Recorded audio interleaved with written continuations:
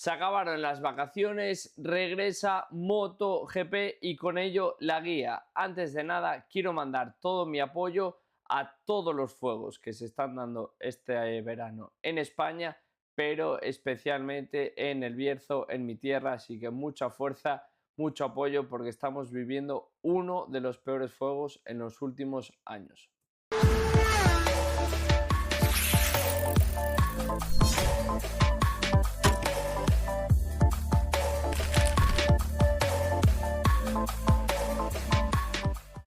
Bienvenidos al canal. Se terminan las vacaciones, 3 fines de semana sin MotoGP y regresamos con solamente 10 grandes premios por disputarse al circuito del Red Bull Ring en Austria.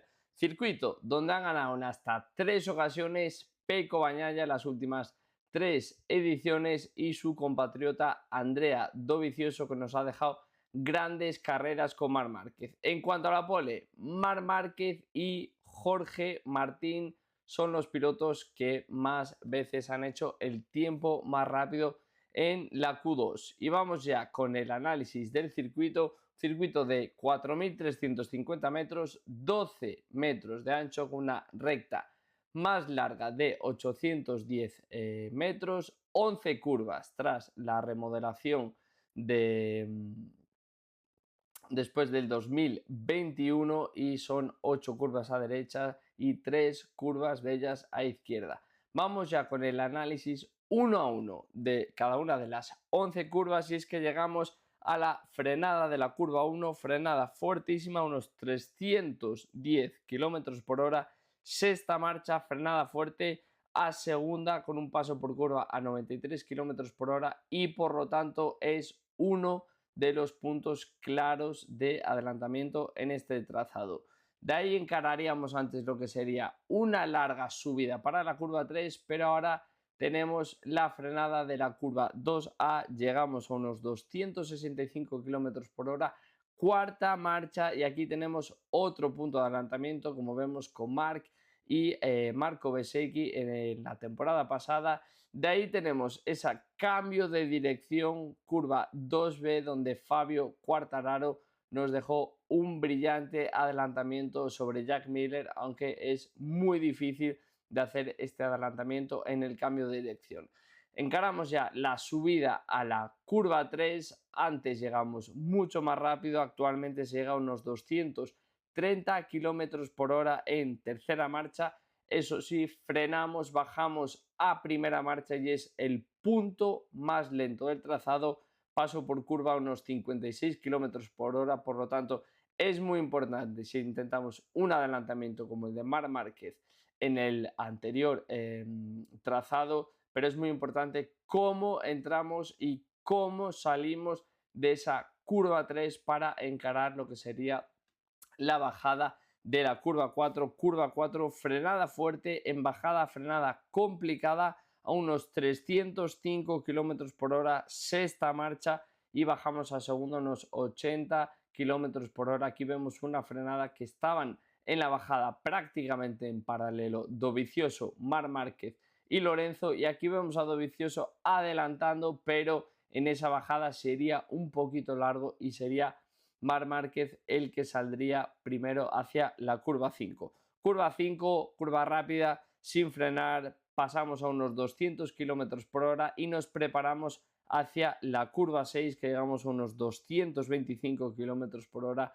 cuarta marcha, bajamos a tercera y hacemos ese paso por curva a unos 110. De ahí otra curva de izquierdas, curva 7, curva que se le da muy bien, especialmente a Marc Márquez, llegamos a unos 200 km por hora en tercera marcha, mantenemos la misma marcha y bajamos a unos 116 y aquí revisando carreras de otros años vemos como Marc Márquez es un especialista en esta curva, saliendo más rápido de la curva 6 y atacando en la curva 7 antes de otro cambio de dirección hacia la curva 8. Es un cambio de dirección donde no se frena, se desacelera y se controla un poquito el gas, se pasa a unos 180, 200 km por hora por toda esa curva 8 en cuarta marcha y de ahí encaramos a otro de las frenadas importantes y punto de adelantamiento como es el de la curva 9, frenada a unos 260 kilómetros por hora. Aquí vemos a Alex Márquez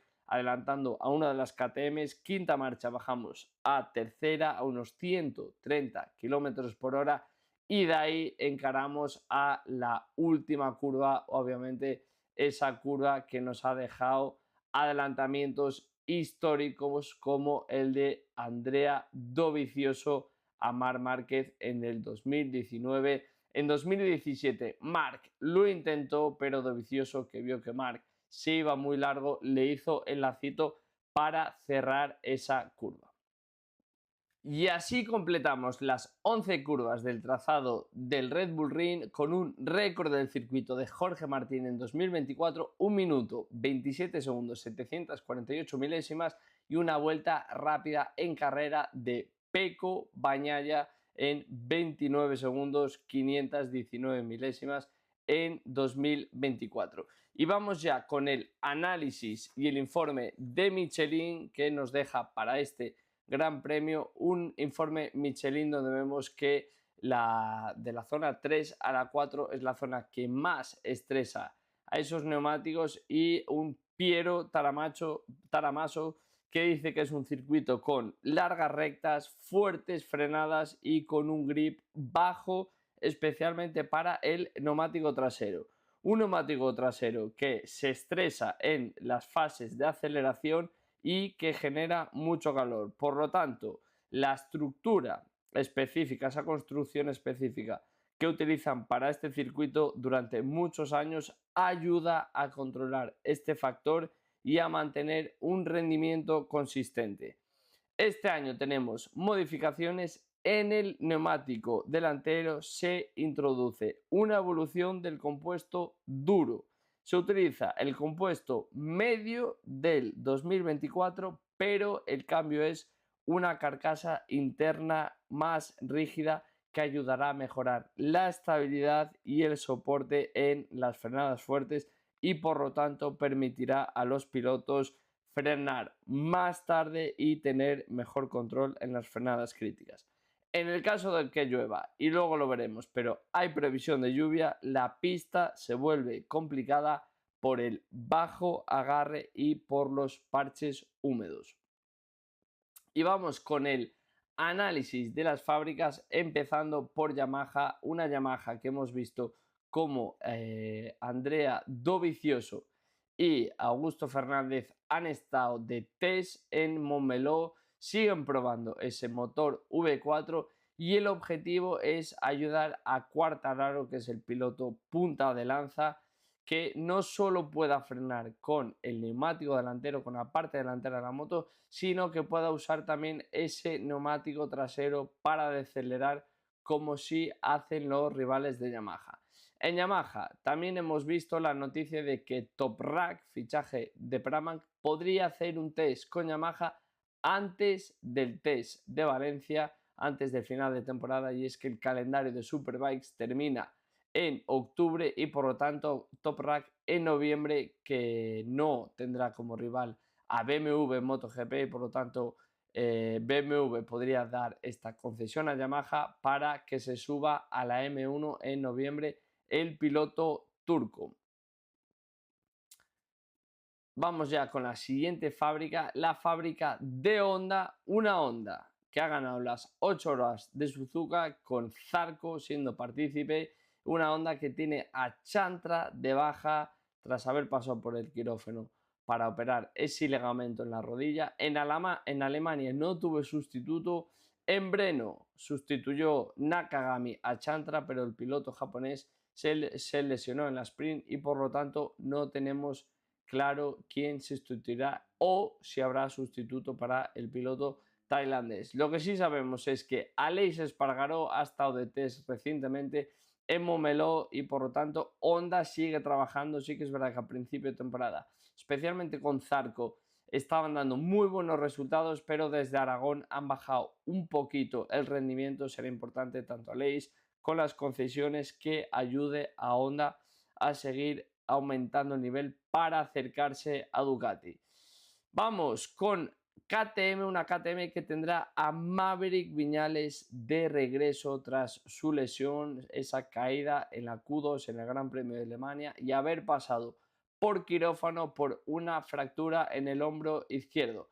Obviamente, cuando llega al circuito faltará el apto médico, pero sin duda KTM que llega después de haber hecho el mejor fin de semana de toda la temporada, no solo por los puntos sumados en la clasificación de constructores, sino que hemos visto a Pedro Acosta y Enea Bastianini subirse al podio en la sprint y también a Pedro Acosta subirse al podio en la carrera del domingo. Por lo tanto, buenas noticias de KTM, que viene de hacer su mejor fin de semana y llegan al Gran Premio de casa, llegan a Austria, llegan con Viñales, con Pedro Acosta, con Brad Binder y con Enea Bastianini. Por lo tanto, fin de semana clave para KTM.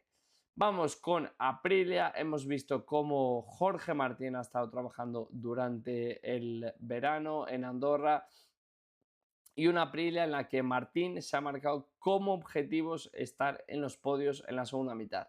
Tanto Jorge Martín como Marco Bezzecchi llegan a un circuito que se les ha dado especialmente bien en tema de pilotos, pero lo veremos ahora en los gráficos como es un circuito que se le atraganta a la Aprilia. Entonces va a ser interesante ver cómo o qué resultado pueden dar este fin de semana Jorge Martín y Marco Bezzecchi para el equipo oficial. Y nos vamos ya con Ducati, una Ducati que estuvo haciendo test privado con sus 6 pilotos más Michele Pirro en el circuito de Balaton Park, en el circuito de Hungría, que estrenaremos para el próximo fin de semana. Han estado rodando con la Panigale V4S y un Marc Márquez que ha tenido 2 caídas en este circuito y se ha especulado sobre quién ha sido el más rápido de los test. Pero bueno, lo importante es que los pilotos se han hecho ya al circuito, conocen el circuito. Obviamente cuando lleguemos con la MotoGP será completamente diferente. Marc habló especialmente de cómo funciona ese freno motor en la Panigale. Obviamente la electrónica es muy diferente, neumáticos, puntos de frenada, pero sí que es importante llegar conociendo por lo menos el asfalto, conociendo si es un circuito que Marc decía bastante lento. Entonces seguro que los pilotos de Ducati habrán aprovechado este momento. Y ya para cerrar, vamos con los gráficos para entender qué han hecho los pilotos de la actual parrilla y cómo funcionan las fábricas en este trazado de Austria. Vemos claramente como solamente han ganado aquí Ducati, que es la clara dominadora, pero también lo ha hecho KTM con esa victoria de Oliveira, abriéndose con Pol Espargaro y Miller peleando por la victoria y aprovechando, entrando por dentro para llevarse la victoria, y esa victoria histórica de Brad Binder con lluvia, cuando todos entraban a poner neumáticos de mojado y el piloto sudafricano aguantaba con los slicks para llevarse la victoria. En cuanto a Ducati, han vencido aquí Giannone, Dovizioso en 3 ocasiones, Jorge Lorenzo y Pecco Bagnaia en 3 ocasiones, también con Jorge Martín. Tanto en las victorias como en los podios y en las victorias de otras categorías, he incluido el Gran Premio de Estiria en este circuito en 2020 y 2021. Vamos ahora, quiero ver un enfoque un poquito más detallado, que es el número de podios por fábrica. Y aquí vemos cómo el dominio de Ducati es clarísimo: 19 podios por 4 de KTM, 4 de Honda, 4 de Yamaha y ningún podio de Aprilia. En KTM han hecho podio aquí Binder y Oliveira junto con Pol Espargaró, Yamaha, sobre todo gracias a Fabio Quartararo, y Honda especialmente con Marc Márquez. Pilotos que han ganado: Pecco Bagnaia en 3 ocasiones, Jorge Martín, Binder y Oliveira, uno de los pocos circuitos donde todavía no ha ganado Marc Márquez en MotoGP. En cuanto a los podios, Pecco Bagnaia con 4, Marc sí que tiene 3 podios, segundos puestos peleando con Dovizioso y Lorenzo entre el 2017 y 18, Martín en 3 ocasiones, Quartararo también con 3, con 2 podios, Mir y Miller. Vamos a estar atentos especialmente este fin de semana de Honda y Mir, y con un podio Marco Bezzecchi y Enea Bastianini.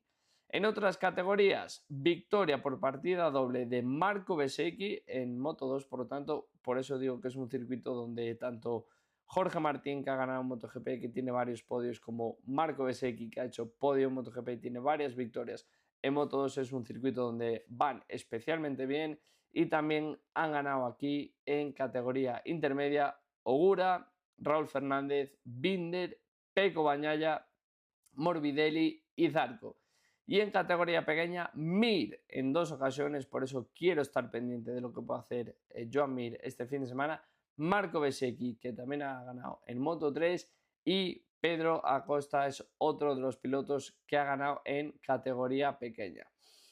Para cerrar ya este Gran Premio de Estiria, el Gran Premio de Austria, vamos a ir con el repaso del tiempo, y es que tenemos previsión de lluvia para el sábado y domingo, por lo tanto hay que estar muy atentos a los radares, hay que estar muy atentos a lo que pueda suceder durante el fin de semana. Por último, vamos a ir con la porra de este Gran Premio de Estiria, este Gran Premio de Austria en Estiria. Y es que tenemos un Marc Márquez que viene en completo dominio absoluto, 5 dobletes en las últimas grandes premios, y por lo tanto es verdad que es un circuito donde ha ganado, es verdad que es un circuito donde Pecco Bagnaia se presuponía que debería de ser el favorito, pero creo que hasta que no se demuestre un Pecco Bagnaia fuerte, vamos a ver si ese neumático duro con el compuesto medio y una carcasa más rígida puede ayudar a Pecco Bagnaia en frenada, que es donde más está sufriendo. Pero a día de hoy creo que la pole sí que puede estar más disputada, aunque Marc ha hecho 3 poles aquí, por lo tanto pole para Marc Márquez. En la sprint voy a decir a Marc Márquez, Alex Márquez y Pedro Acosta, y para el domingo sí que creo que estará Marc Márquez con Pecco Bagnaia en segunda posición, y Alex Márquez podría ser el piloto que complete el podio. Por último, horarios para este fin de semana, horarios para el Gran Premio de Austria. Dejamos aquí el vídeo, si os gusta, dar like, suscribiros, dejarme en comentarios vuestra porra, y nos vemos en el próximo vídeo.